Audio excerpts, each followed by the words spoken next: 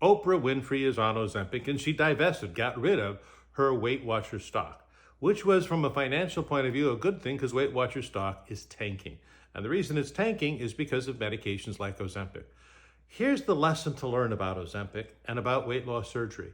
If Oprah Winfrey, who is a billionaire, has people who will cook anything for her, has people who will work out with her, can't lose weight, and has morbid obesity, but finally gets it under control with a pill, the lesson is this: it's a disease.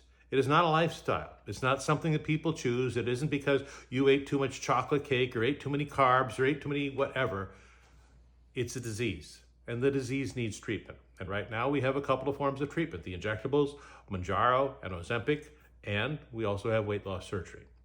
Now, we're going to have better drugs coming out in the future. We will have less injectables, more pills, there'll be less shortages, the prices hopefully will go down, and ultimately weight loss surgery will probably be completely replaced by that.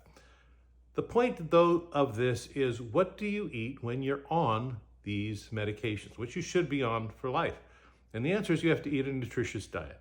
You don't eat on these diets to lose weight, nor do you say, because I'm on this, I'm going to eat lots of fried chicken, because that can get you into trouble. What you want to eat is a healthy, nutritious diet, which is why when we take our patients after weight loss surgery, we put them on a Mediterranean diet. We don't want them losing weight anymore. The surgery will do that. We put them on a Mediterranean diet, which, as you know, has 9 points. You get, 1 point for so many vegetables, 1 point for so many fruits, etc. You can find that on other videos. And we found that those who got 5 to 9 points did so much better, regardless of the surgery they had, than those that got 0 to 3 points. 4 points were sort of in between. Here's the bottom line. Eating well and eating healthy is what you have to do when you are eating less.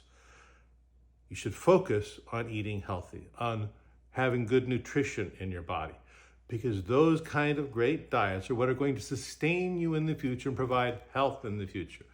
The drugs or the surgery will take care of weight loss. And please don't fat shame people who go on this. They go on it for their own personal reasons. You've heard stars that lose weight and you say, are they on this drug? Have they had surgery? Sometimes they had. I've certainly taken care of celebrities who've had weight loss surgery, and we just don't talk about them. And they don't reveal it to people either, and that's okay. That's their business. The bottom line is this: the reason they don't talk about it so much is because they're ashamed.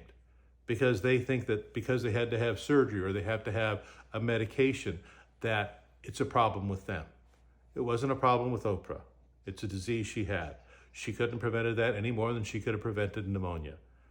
You shouldn't feel that way either if you need that help. And if you need that help, go find someone that will prescribe the drugs, or go talk to a weight loss surgeon and understand that it's a disease. It's not your fault. If you like this, like, follow, share.